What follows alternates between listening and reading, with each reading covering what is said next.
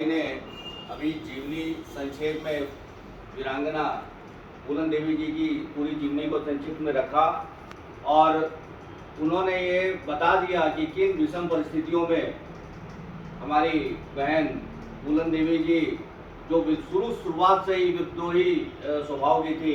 इन्होंने ये भी बताया है कि जब उनकी शादी हुई तो बड़ी अल्प अवस्था थी उस समय उनकी, और ज़बरदस्ती शादी करी गई थी।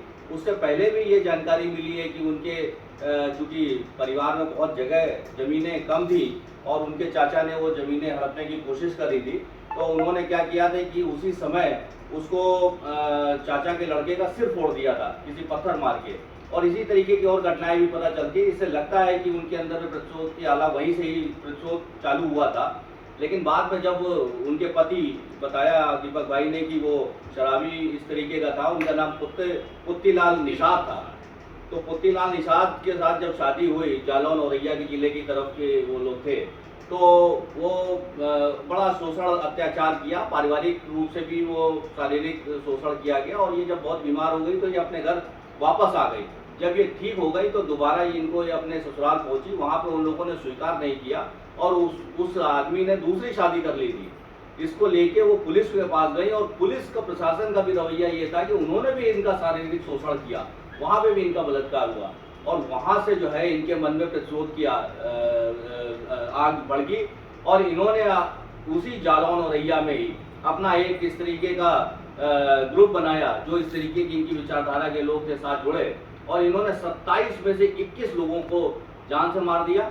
और लोग कहते हैं कि ये, कुछ लोगों का कहना है कि ये एक अन्याय था। हालांकि इन्होंने अपनी एक जो ऑटोबायोग्राफी ऑफ बेंटेड ट्विन करके एक किताब लिखी है, उस किताब में इन्होंने ये बात बताई है और उसमें लिखा भी है कि some people say that this is a crime but I say this is a justice, कि ये हमारे लिए एक जस्टिस था। और हकीकत बात है, जब किसी की कोई सुनवाई नहीं हो रही है, मैं तो कह रहा हूँ छोटा कीड़ा भी होता है, जब उसके ऊपर पैर रख दिया जाता है तो आखिरी में वो काट देता है, क्योंकि उसको भी पता है कि अब हमारे पास जीवित रहने का कोई साधन संसाधन नहीं है, अब हमको सिर्फ मरना ही है। तो इस तरीके की जब स्थिति बन जाती है तो साथियों फिर आखिरी में जो है वो भी प्रतिशोध बदला लेने की भावना रखता है और बदला लेता भी है। और फिर इस महिला के लिए, और वो भी इन परिस्थितियों में कि ये बहुत ही दलित परिवार से आती थी, जहाँ पे लोगों के मनुवादी और सामंतवादियों के बीच में इनका उठना बैठना बिल्कुल वर्जित था। इनके माँ बाप, इनके परिवार के लोग वहाँ उठ बैठ नहीं सकते थे। तो वो जो भी ठाकुर साम्राज्य, जो भी वहाँ बताया जाता है, इस तरीके के लोग थे, उनसे इन्होंने जाके पूछा कि आप बताइए कि वो जो वहाँ के डाकू गिरोह हैं, लाला राम और शिवराम ठाकुर करके कई गिरोह उस समय चला करते थे, बोले ये लोग कहाँ रहते हैं, क्योंकि उन लोगों ने भी इनका बलात्कार और शारीरिक शोषण किया था। जब उन लोगों ने बताया कि नहीं मुझे कुछ नहीं मालूम, तो इन्होंने 27 लोगों को एक साथ बैठाला और सबको गोलियां चला दी, जिसमें 21 लोग एक साथ मरे थे। और उसके बाद से फिर ये 2 साल तक जो है जंगलों में घूमती रही। इनका नाम दस्यु सुंदरी पड़ गया। फिर उस समय हमारे दीपक भाई ने जैसे बताया कि अर्जुन सिंह जी जो मध्य प्रदेश के मुख्यमंत्री भी थे, उनके सामने इन्होंने सरेंडर किया। और सरेंडर करने के बाद जब वो पहली बार फोटो एसएसपी लेके, उस समय माननीय प्रधानमंत्री इंदिरा गांधी हुआ करती थी, जब उन्होंने फोटो दिखाई तो उन्होंने कहा ये सुंदरी तो कहीं से भी नहीं है, ये दस्यु सुंदरी तो सुंदरी कहीं नहीं। इस तरीके का भी जो है महिलाओं का शोषण उस समय आप समझिए, सिर्फ वो नाक नक से और उनके पतले होने से या कोई और अन्य चीजों से सुंदरता का पैमाना नापा जाता था। मतलब इस तरीके के लोगों को जो है महिलाओं का भी अपमान हुआ करता था।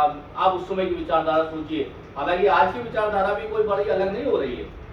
जिस हिसाब से मणिपुर का हुआ, उसमें भी जो महिलाओं के साथ किया गया, ये भी उनकी आप ये समझिए मानसिकता ही दर्शाती है इस तरीके की चीजों की। और आखिरी में वो क्या करें, हाथरस की अभी एक हालिया घटना हुई, आप लोगों को मालूम होगा, एक दलित बेटी को जला दिया गया था। और उस दलित बेटी के साथ भी उन्होंने आखिरी में ये कहा कि अगर आप लोग इनकी उचित कार्रवाई नहीं करेंगे तो मैं फिर उसी तरीके के फूलन देवी के तरीके से बंदूक उठा के उनका बदला लूंगी। ये आप समझ लीजिए। तो कहने का तात्पर्य ये है कि फिर हमारे जो संरक्षक, हमारी समाजवादी पार्टी के जो मुखिया, हमारे लिए महापुरुष माननीय नेताजी मुलायम सिंह जी ने इनको देखा, देखने के बाद इनको पार्टी में लेके आए, इनके सारे मुकदमे खत्म कराए और इनको सांसद बनाया। सांसद इसलिए बनाया कि इस तरीके के जो भी दलित, कुचले, वंचित, शोषित लोग हैं, इनको प्रतिनिधित्व मिले, संसद में भी प्रतिनिधित्व मिले और अपनी बात कह सके और अपने इस तरीके के समाज के लोगों का उत्थान कर सके। और इन्होंने भली बात किया। इसके बाद फिर दोबारा जो है अगला चुनाव हार के फिर तीसरी बार फिर ये चुनाव जीती।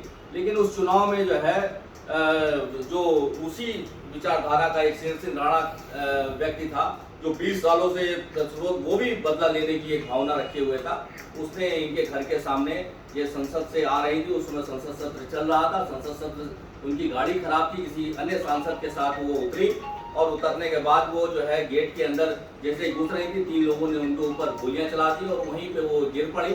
बाद में पता चला कि उस शेर सिंह राणा ने जो है सहारनपुर में ये बात कही कि ये मैंने ही गोलियां चलाई। हालांकि बाद में 2 साल बाद वो भी रिहा हो गया।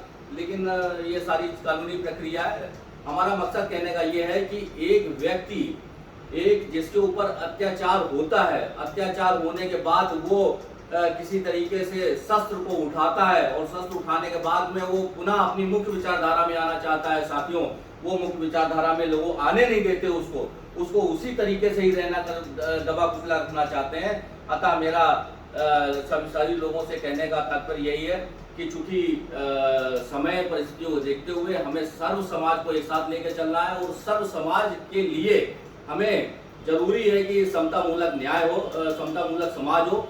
और वो तभी हो सकता है जब हमारी सारे लोगों की जातियों को एक बार जनगणना हो, उनका पता चले कि स्थिति क्या है, स्थिति में कोई शैक्षणिक रूप से कौन कमजोर है, आर्थिक रूप से कौन कमजोर है, सामाजिक रूप से कौन कमजोर है, राजनीतिक रूप से कौन कमजोर है। जब इस चीज का हमें जानकारी मिलेगी, पता चलेगा, तभी हम किसी चीज को न्याय के लिए उसमें सारी चीजों को ला पाएंगे।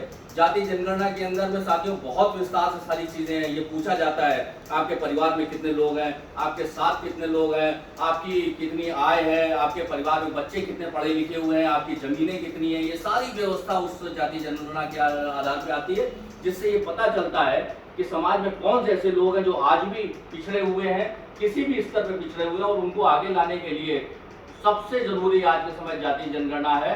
मैं आज आए हुए सभी साथियों का आभार करता हूं। हमारे सैनिक प्रकोष्ठ के अध्यक्ष रमेश भाई, हमारे बड़े भाई रमेश यादव जी, सांस्कृतिक प्रकोष्ठ के अध्यक्ष के मिश्रा जी, हमारे लोहिया वाहिनी के दीपक खोटे जी, विजय यादव जी, अजीत भाई, और हमारे सभी युवा साथियों का मैं आभार प्रकट करता हूँ।